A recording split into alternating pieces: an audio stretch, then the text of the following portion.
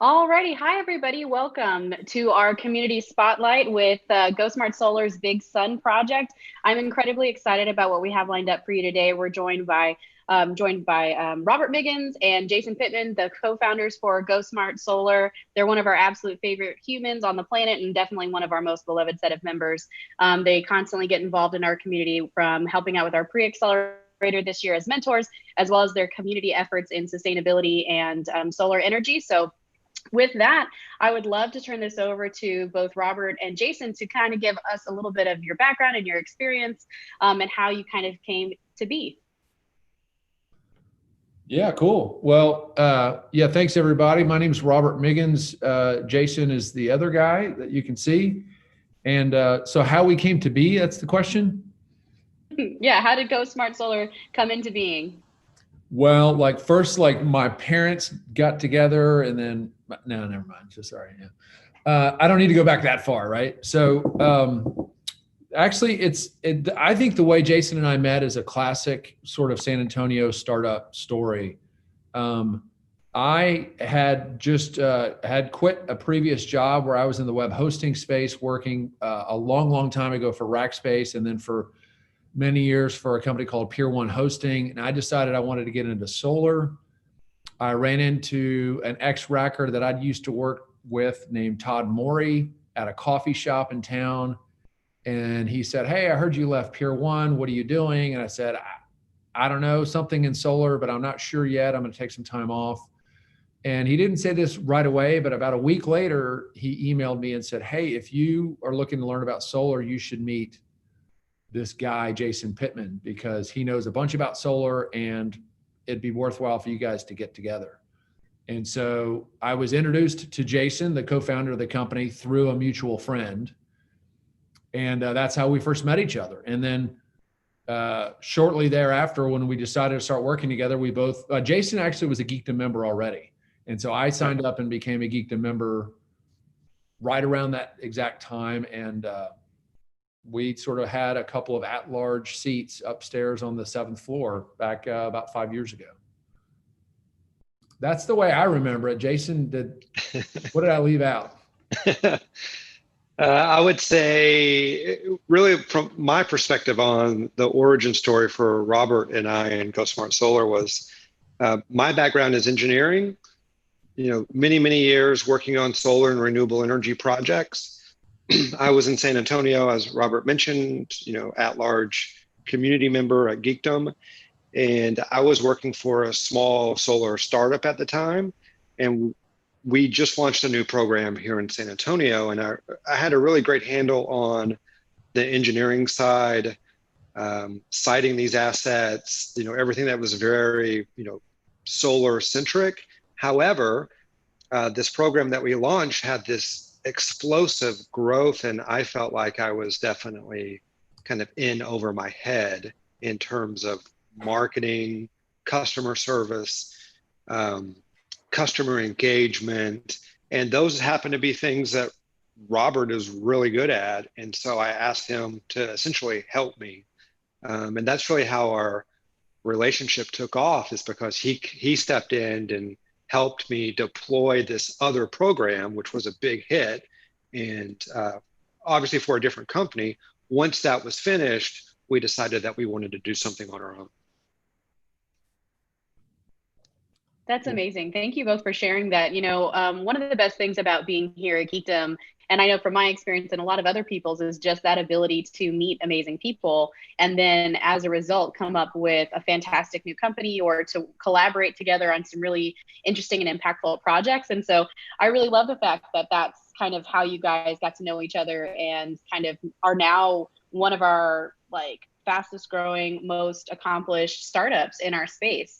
And so, kind of building off of that, but you guys have been working on a really big project for San Antonio for a while now. And I remember, last year, you guys secured a really unique partnership with the CPS Energy. Is that right? To launch your community solar project, Big Sun. Can you tell us more about your Big Sun project and that partnership? Yeah, sure. So, yeah, I'll try to make it brief. We can absolutely come back to this, but I want to make sure the dialogue here is as useful as possible to other Geekdom members. So maybe it primarily stays focused on sort of the founder story, the entrepreneurship, and sort of what people can learn from this. But really quickly, Jason and I and Go Smart Solar were awarded a 5 megawatt. We competed for an RFP with CPS Energy, which was calling for a 5 megawatt community solar partnership.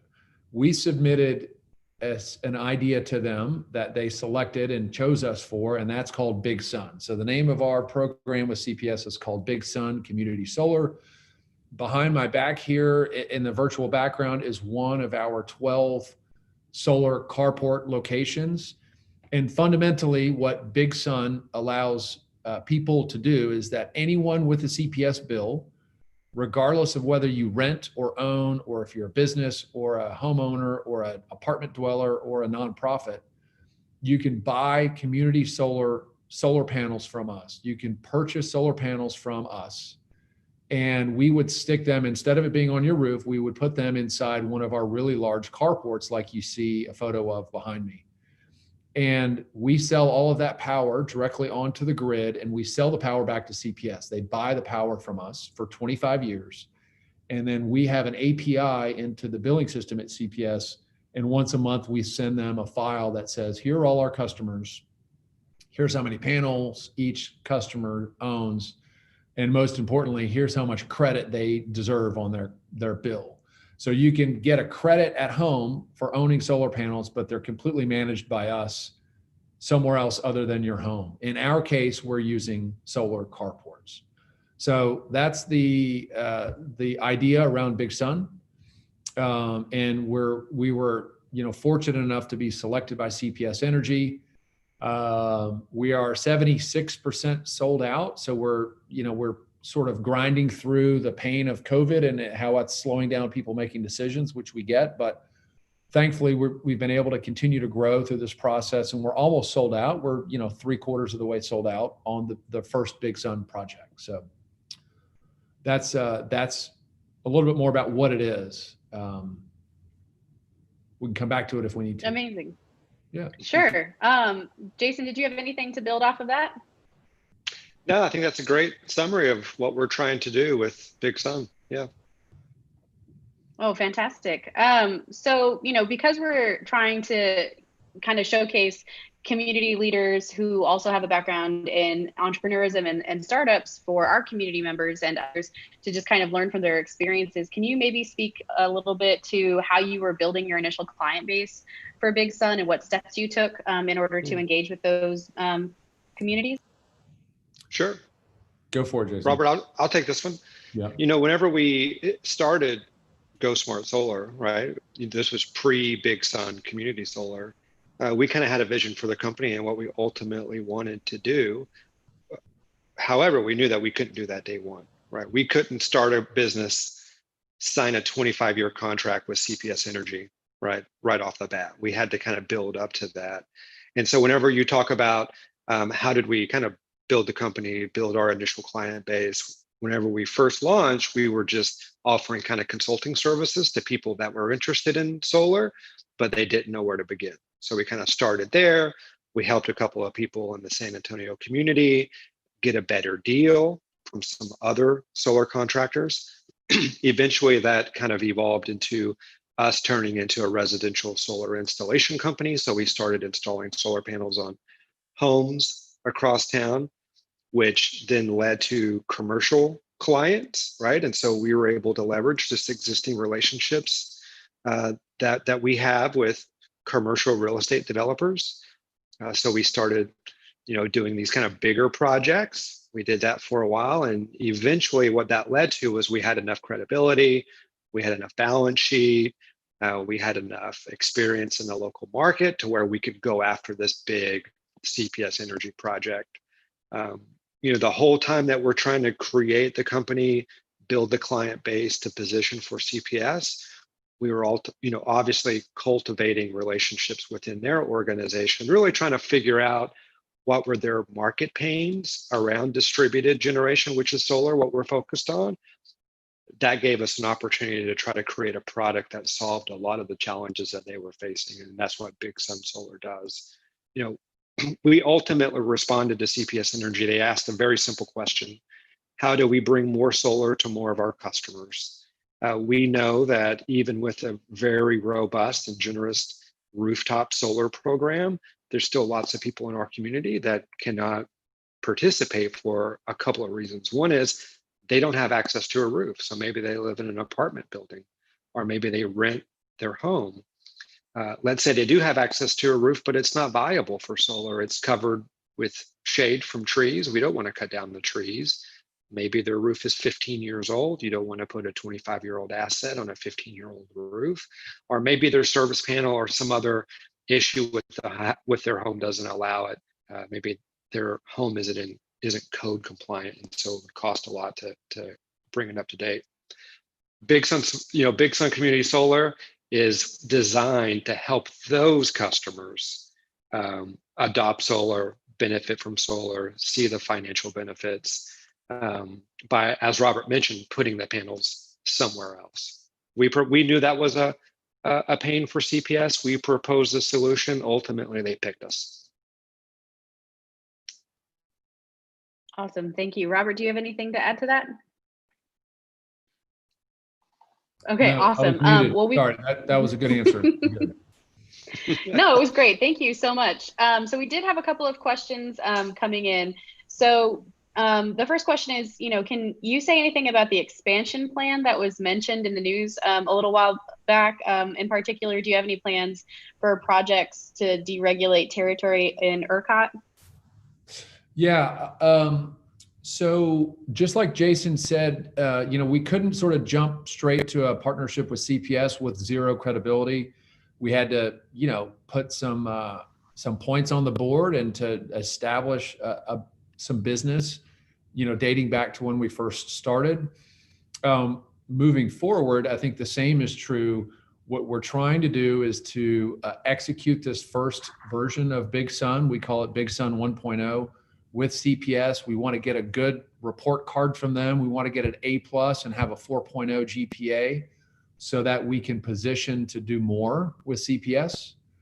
And they've mentioned that they, in general, are looking for ways to do more solar. So they've made some public statements about that. So we're just trying to be positioned to, be well positioned to do more projects like this with CPS in the very near future.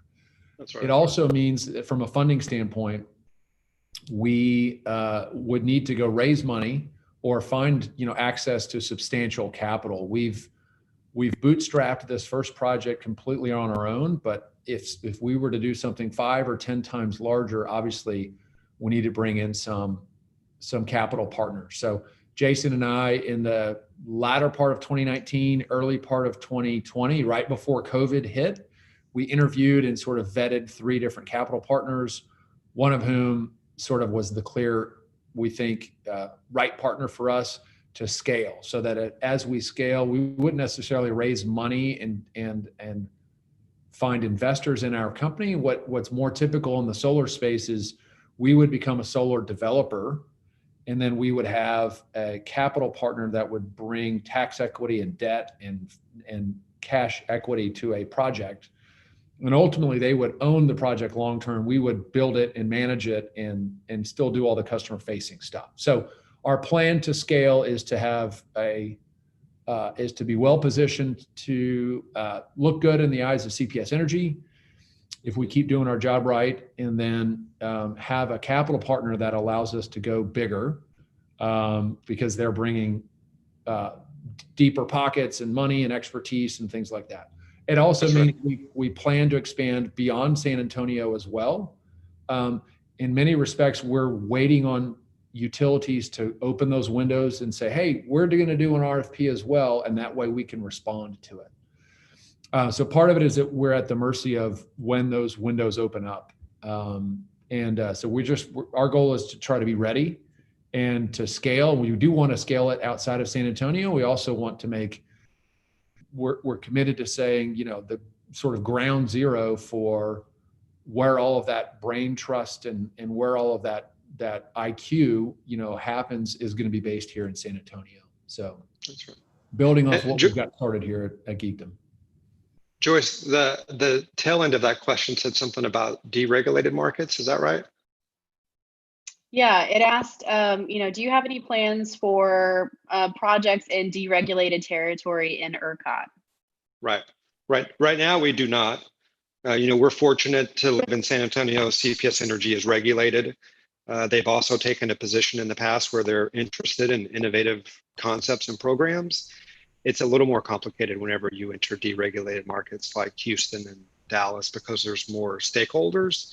Right now, Robert and I, we're partnering with CPS Energy to deploy this, right? It's two parties. In Houston, right, there's the retail electric provider, there's the transmission and distribution utility, which is CenterPoint. There's just a lot more stakeholders in deregulated spaces. And so it's a little more complicated. We are, as Robert said, we're trying to hit the home run here before we move into a more complicated deregulated space. Right. Fantastic. Thank you. We did have one other question, and it's more of an awareness thing. So are you guys aware of the National Community Solar Partnership? Apparently there's about 309 members in Texas, or 309 members total, and it's 16 from Texas. Do you know of them and any other solar partner organizations that people should be aware of? I would say that we kind of work kind of not hand in hand, but we have a great relationship with the Rocky Mountain Institute. They're a national thought leader around renewable energy.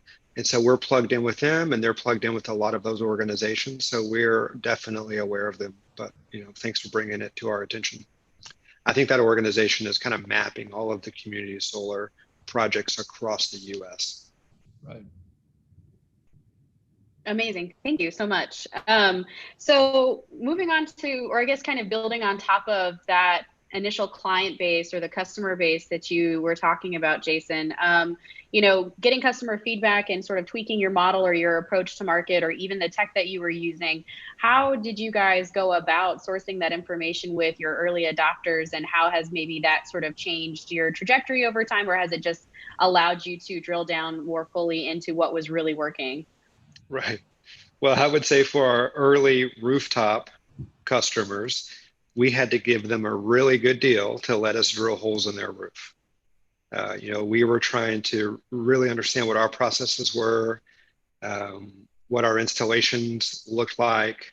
And we had a couple of what I would call friends and family kind of guinea pigs where we gave them a really good deal on it. And we were able to kind of really tighten up the different operating procedures that we have as a company. And then from that, we were able to kind of deploy more solar with more customer types, take on our first, non-friend or family customer.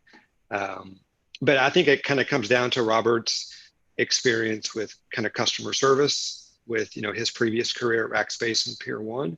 We've always focused on how do we take care of our customers. And whenever you're talking about solar, it's really about communication. And then it's monitoring those generating assets long-term to just so they're assured that they made a good decision, a good financial decision to make this investment, right? And so we make sure that we monitor the system for our customers, and we try to tell them every single month how much money they're saving, and they appreciate it. And I think it just kind of leads to, Robert's customer engagement, customer service background. I might follow that with just some additional thoughts, and hopefully this might be helpful for some of the listeners, and they can apply this wisdom that we learned to their own businesses. But Jason and I, and we've got a dynamite team. It's not two guys here. We have a total of 9 full-time employees now. So there's a lot of people behind us that are doing amazing work. But back to the beginning, we have changed our fundamental business model 4 times in the history of what we're doing. This latest iteration, which is Big Sun, is the 4th example of that. The previous 3 examples were completely different business models. It's not that they didn't work. The very first one probably didn't really work, and we learned quickly, and then we made a change. And then we made a change again, and then we made a change. And so part of it is, I think for us was, we want to see solar deployed faster and as quickly as possible, and we want to have something to do with it. And that's sort of more of our purpose. Like our purpose is anytime we have anything to do with a solar panel going online and plugging in and creating electricity, that puts a point on our purpose scoreboard. And what's driven our 4 different business model changes is that fundamental belief that we haven't changed, which is we want to see solar adoption happen faster. What are the ways that we can do that? So if it's drilling holes in residential rooftops, yeah, you could put some points on the board, but boy, if you can figure out commercial buildings instead, those are bigger roofs, they have bigger CPS bills. You can see solar adoption happen faster that way. And so so part of it is like listening to the market, I guess, and just being willing to take some risk and to change your business if you feel like it's going to get you to where you're trying to go faster. I know that's kind of a really different topic, but that's very much kind of an entrepreneurship, listen and learn and sort of fail faster type thing. So that's kind of one of the things that's been part of what we've tried to do over the last 5 years. No, thank you for that. And I mean, it's incredibly relevant and impactful. And, I think founders, when they first get started, they feel like they have the answer, or they have, the magic bullet for whatever problem they're solving. And once you start going and putting that into like live markets, and you really start interacting with your customers or your users or your partners, you really realize that maybe you don't have all the answers, or that because of market changes or, natural disasters or whatever may have come up, that it could put you on a different tack. But that doesn't mean that you should walk away from it necessarily, though sometimes you should. It's just a matter of, okay, how quickly can we take this information and pivot and position ourselves to be the most advantageous and to continue to scale and to grow over time. And the fact that you guys have pivoted 4 times, significant pivots in the last 5 years is, really great to know that you guys have the ability to make that shift. And it says a lot about your business and who you're willing to serve and how you're willing to serve your customers. And I think that that's all really great information for other founders out there. So thank you. Kind of moving into some things that you touched on, Robert and Jason, a little bit is about this San Antonio community. So, you guys got started here out of Geekdom. You guys both have a history of working for companies in the San Antonio area. I know I'm tremendously biased about how amazing Geekdom and the San Antonio ecosystem is, but I'd love to hear more from you about how supportive or what kinds of things have stood out to you over time as you've been building your business here in San Antonio. Yeah, Jason, why don't you go for it? Okay, I'll go first. I think probably the stuff that's easiest to talk about is just our experience at Geekdom, right? We are on our, if you include the community tables, we're at our 1, 2, 3, 4, we're on our 5th location within Geekdom. And we're poised to move into our 6th as soon as COVID's over and our employees come back to the office, right? So just the flexibility to grow within the Geekdom space has been a huge benefit, huge advantage for us. That's kind of my internal comment. My external comment is that I've lived in Texas cities before that like to, talk about doing innovation and talk about innovative programs. And they review it and they bring stakeholders together and they discuss it for years and years. And then finally, maybe they do something. Whenever I moved to San Antonio over a decade ago, one thing that I realized pretty quick was, I think San Antonio actually moves pretty quick. Here you open up the paper and you read about some innovative project that has been approved and launched. Right. And so that was something, with us working for a municipally owned utility, Robert's not in this space. And so he still thinks that they move relatively slow, right? Because he's used to the kind of the fast paced, Pier 1 world. But I think that CPS actually moves a lot faster than other utilities across the country. If you put, good, innovative ideas in front of them that make sense, our experience is that they're willing to take a chance on a small business. I don't think I can say the same about other municipalities or utilities across the US in terms of working with small businesses and doing something a little different. Yeah.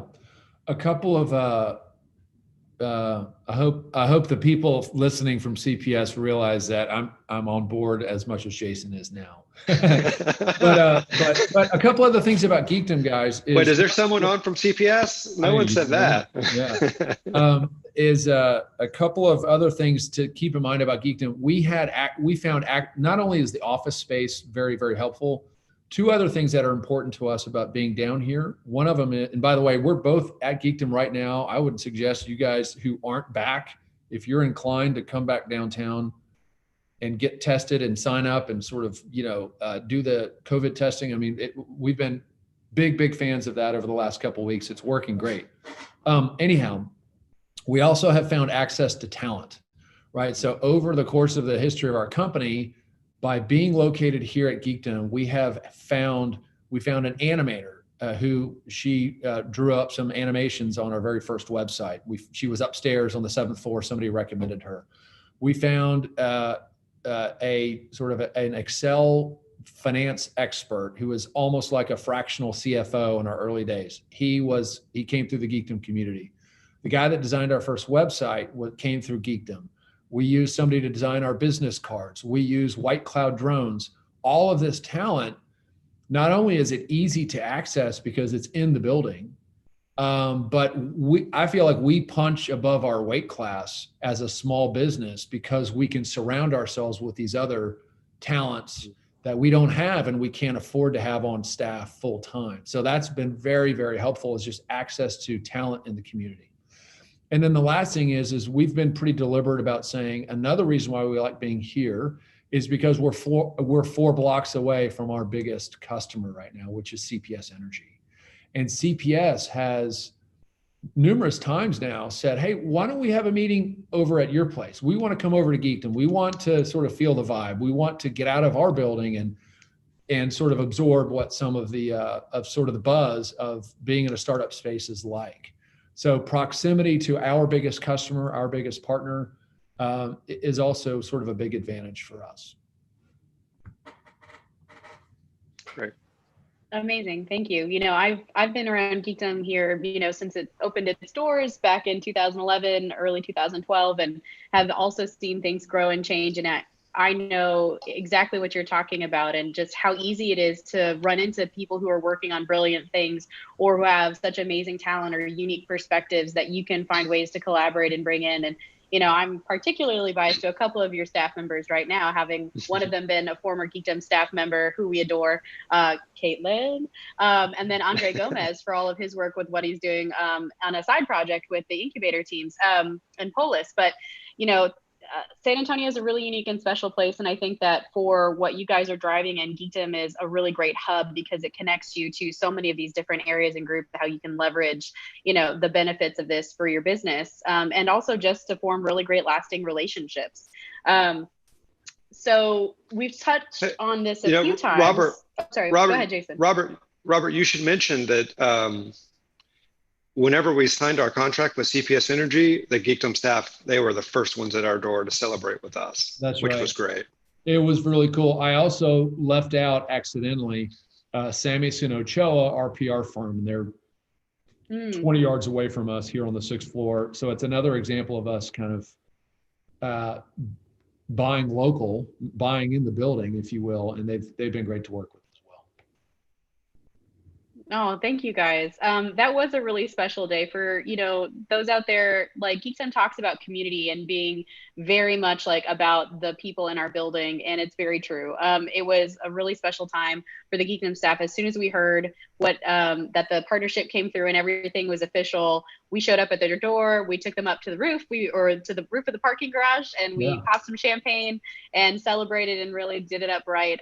Because what you guys are doing is amazing. And this program is just a phenomenal way for not only our residents in San Antonio to get involved in a sustainability initiative, but also to help CPS really meet their very aggressive sustainability goals. I believe they have some pretty intense stuff planned for 2030. And this to get to like 0 carbon emissions or to significantly reduce their emissions and their climate action plan.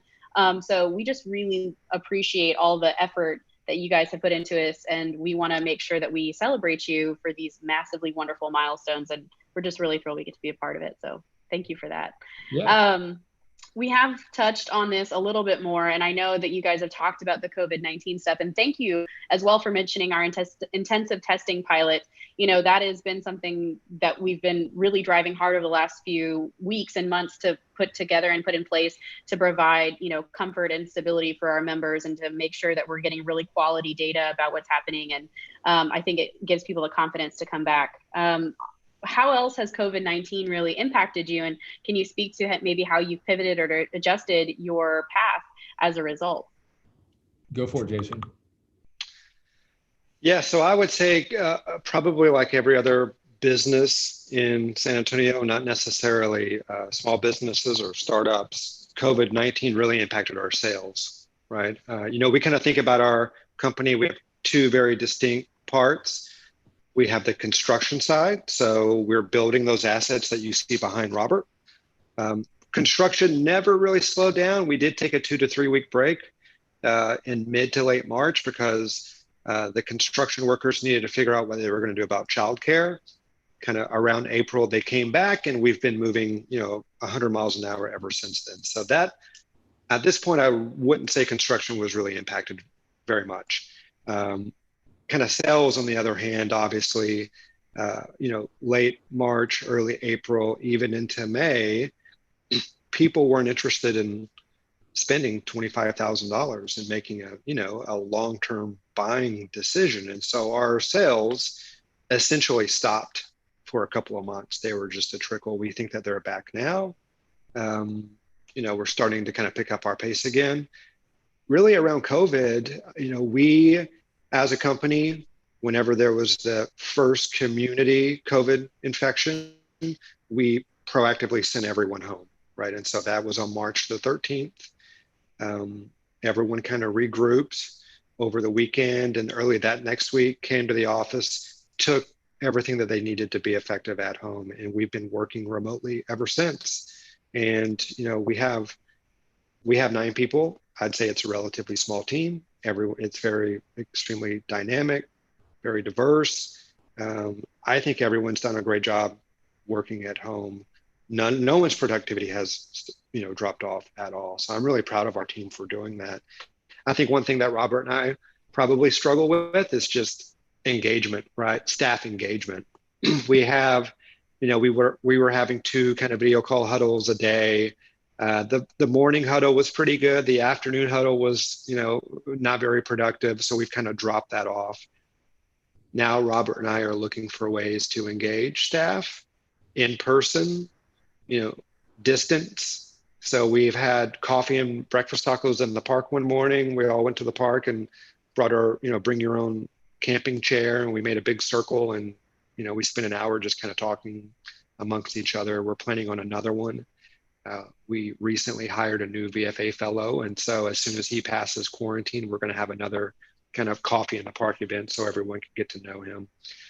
To me, COVID-19 outside of sales, which Robert can talk a little bit more about, it's really just, small businesses, you're really defined by your company culture and the relationships that you have internally. And that's definitely, it's been a challenge to maintain it without seeing each other every day.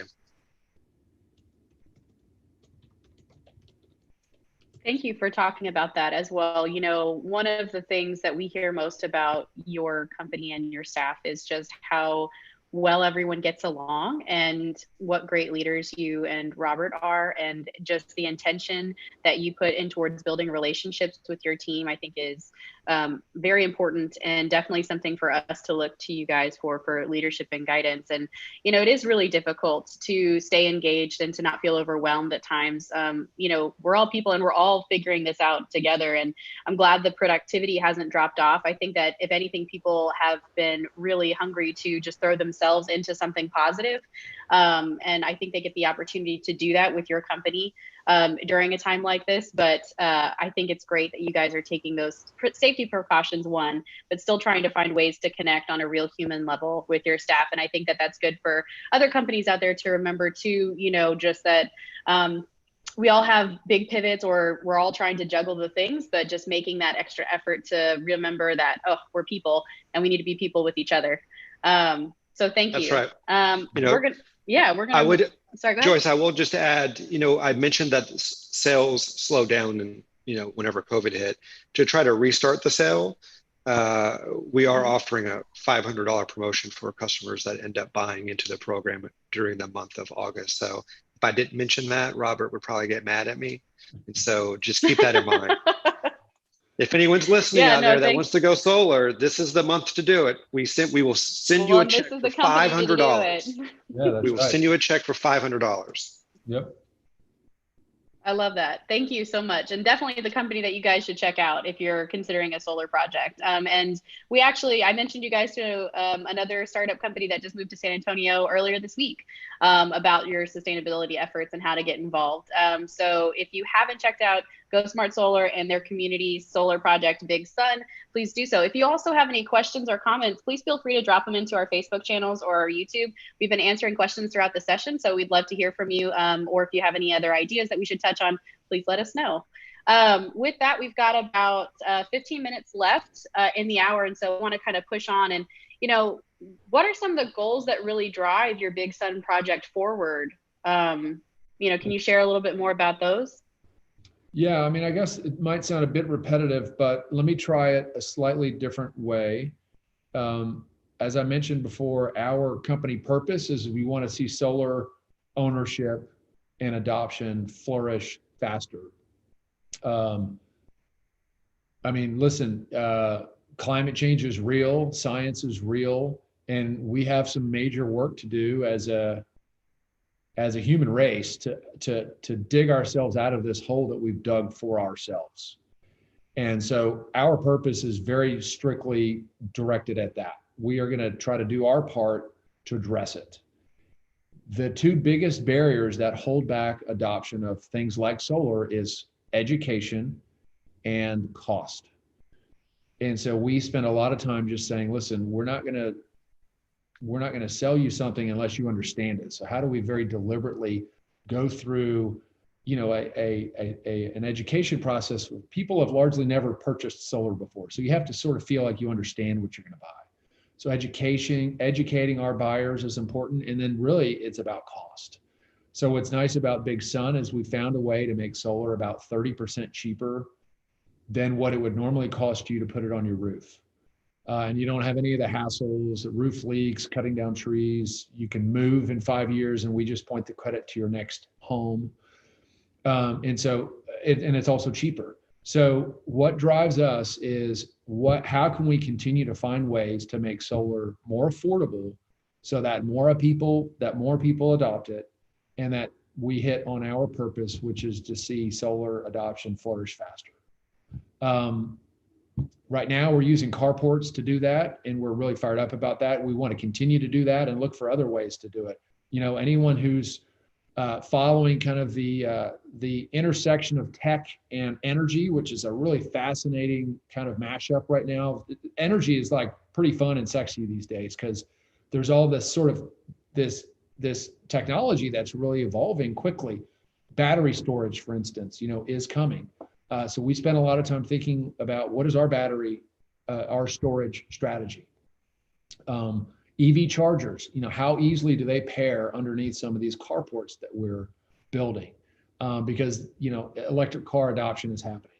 So, a part of it is to keep doing what we've been doing.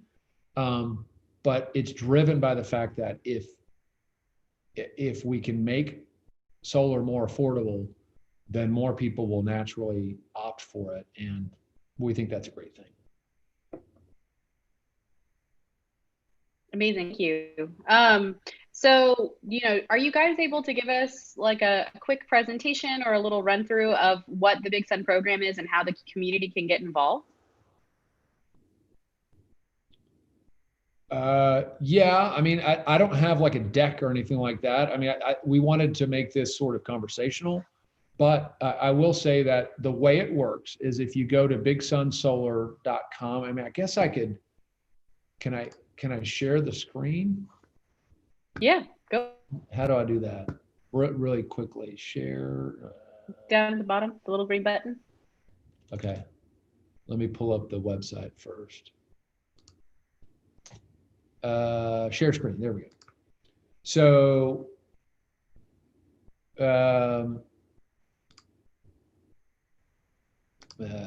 yeah, it's asking me to share my system preferences or something. I wasn't prepared for this. If you go to Big Sun Solar, let me just talk about it verbally. If you go to Big Sun Solar, what happens is you put in your CPS Energy account number, right? So what we try to do is to say, okay, the first thing we have to figure out is how much energy are you consuming? So whether you live in an apartment, house, or whatever, we have an API directly into the billing system at CPS Energy. So when you give us your account number on the website, Andre built an API. Andre's our first VFA fellow, and he's a total software ninja. We can scrape directly out of the billing system at CPS the last 12 months of your bill, and we map it out for you and show you the 4 seasons of your consumption. And then the question is, what percentage of that bill are you looking to offset with Big Sun? 50%, 80%, all the way up to 100%. And so that's part of our process, is sort of leveraging technology, leveraging our partnership with CPS to try to make that education process easier for customers, for them to sort of understand what they're thinking about doing, being very clear about the payback, about the cost, about the tax credits, et cetera. And then helping them figure out what makes the most sense for them, either based on their environmental goals or their financial goals, and then certainly their budget. So anyway, to make a long story short, bigsunsolar.com if you're interested, $500 off if you buy in the next, or if you just reserve in the next 10 days. But ultimately, we try to show you your consumption at CPS and then let you choose how much of that you'd like to own yourself. Like, fundamentally, people are going to be energy producers, not energy it becomes, instead of just a monthly expense, you actually own your own little renewable energy power plant in the form of solar panels. And so the question is, how much of that do you want to take over and take control of yourself? Awesome. Thank you so much. I didn't mean to put you on the spot there, guys. But I think that was really fantastic information. Because yeah, we wanted to know, like, yeah, what does it look like for me as a potential user or client of yours to go in and offset those costs? And I think that that's fantastic. So it's go to, what was the website again? bigsunsolar.com. Boom. There it is. Okay, go check it out. Get your $500 off and go do the things. So we have about 7 minutes left, and I want to make sure that we touch on some of the very exciting things that you have up on the horizon. So could you guys maybe talk a little bit about, what you're working on? Maybe talk about new programs that you've been accepted to, or new hires that you have, or funding secured? Jason, that's you. Sure, you bet. I'd say really we have our head down trying to execute Big Sun 1.0. What's on the horizon for us is obviously Big Sun 2.0. It's just unclear when we're going to have an opportunity to do that. We're kind of waiting for CPS Energy to get through their procurement processes. Hopefully we can make a case that we're tried, we're true, we've proven ourselves, and that there's customer demand for our product and we can do more. That's what we're shooting for.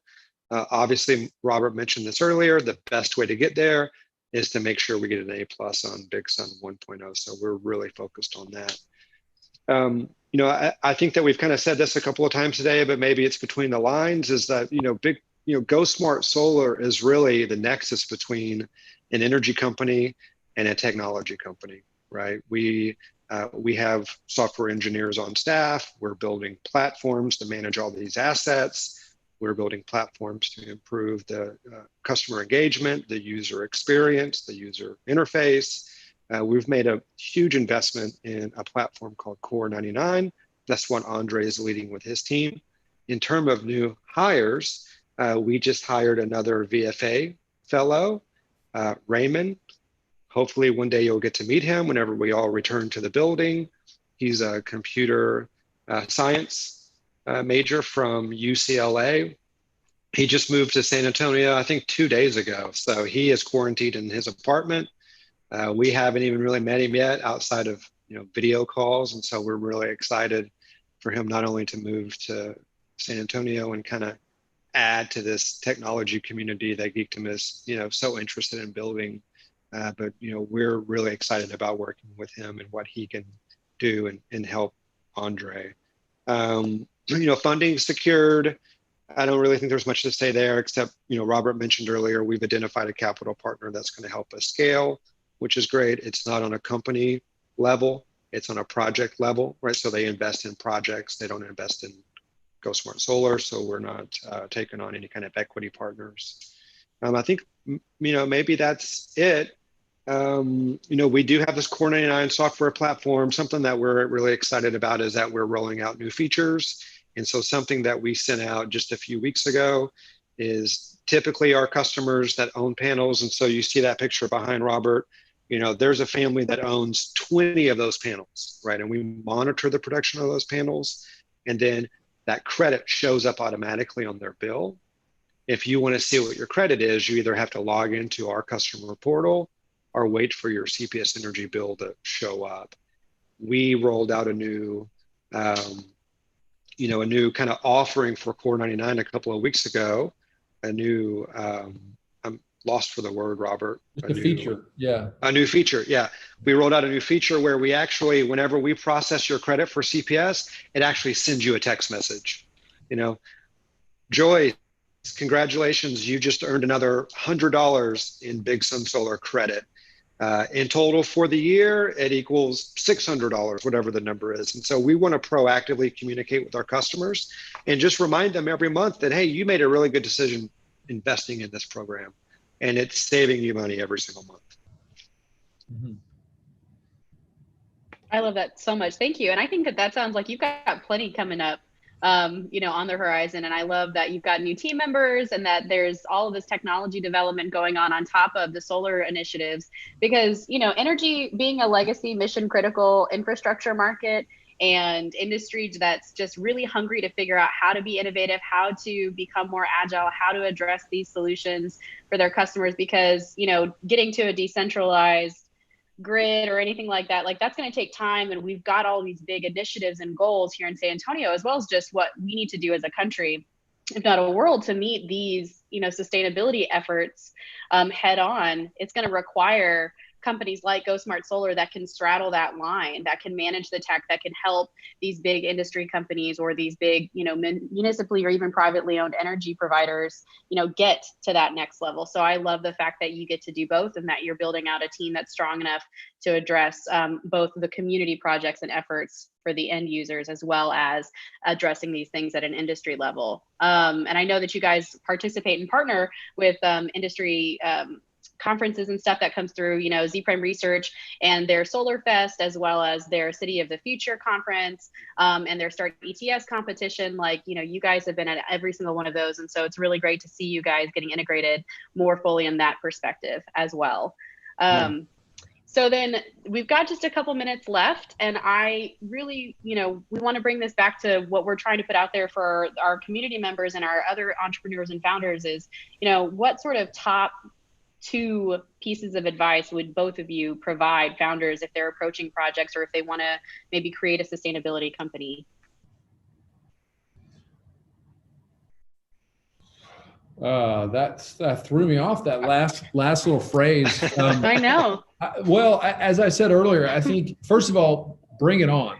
Honestly, as somebody that has pivoted from a tech career to an energy career, I find it really fascinating. It's really invigorating. There's a ton of I think the opportunities in sustainable energy are all over the place. So this space that we compete in needs more talent. It needs more energy and more innovation. So please, come bring your bright ideas and your brains to this space, because I think it's really fascinating and it's evolving quickly. I think from my perspective, as I reflect back on our brief history as a company, I'm thankful for a couple of things. We've been open to changing instead of being stuck in our previous business models. So I guess sort of, staying flexible and adaptive has certainly been helpful for us. And then also just, we picked the right place to start the company down here at Geekdom because we got access to talent. We're part of the VFA program 3 times over now. We've used Students Plus Startups for 4 summers in a row.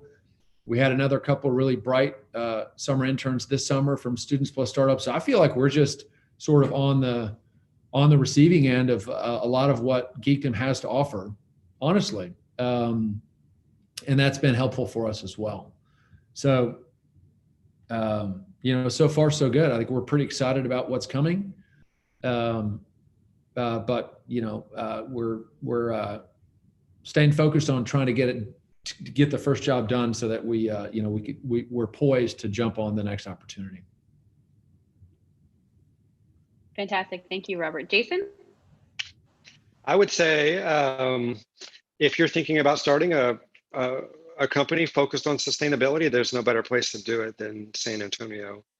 If you look at SAWS, which is our water utility, they're world-renowned for water conservation efforts. The San Antonio River Authority and their low-impact development strategies are way ahead of other river authorities, not only in Texas, but across the US. The University of Texas San Antonio, they have the T-Series, which is the Texas Sustainability Research Institute. It's really big. Trinity has a sustainability department. Obviously, CPS Energy with their Flex Step bundle, they're looking for innovative ways to decarbonize their fuel generation mix, which is huge. And then, in addition to that, we have Epicenter, which is it's an opportunity, it's an accelerator space where small businesses that are focused on clean, renewable energy can go and get help to launch their company. I think San Antonio is a great place if you have an idea around sustainability, around decarbonization, around new renewable energy. This is a great market to launch that business because there's so many resources here. Not only you have the advisors side of it with the universities and Epicenter, but you also have the customer side too with SAWS and the River Authority and CPS Energy. It's really a great place. Awesome. Thank you both so much. I think that this was a phenomenal community spotlight with you guys. We love collaborating with you. We really appreciate the amount of stuff that you give back in terms of your time and your mentorship and how committed you are to our community, as well as, just helping to change the world, one client or customer or solar panel at a time. And we very much value that. So I wish we could have like an audience to give you a round of applause, but that's it, guys. This is Go Smart Solar and their Big Sun Community Solar Project. We're incredibly thankful that they're a part of our lives and that they can come into your homes and help you improve your sustainability efforts and manage your solar initiatives as well. Please tune in next week. Next Tuesday, we're going to have our 6th pre-accelerator startup spotlight with Jarrett Shula with 10-4 Golf. So that's going to happen next Tuesday at 1:30 p.m. So tune in on our Facebook Live and our YouTube channels. If you guys have any more questions for Robert or Jason, you can definitely go visit them at bigsunsolar.com. Check out their program, see how you can get involved and contact their team. They'll be happy to get in touch with you and follow up. With that, guys, thank you so much. We really appreciate you, and you have a fantastic weekend. Thank you. Thank you. Bye, Thank Joyce. you so much. Bye, Geekdom. Bye, guys.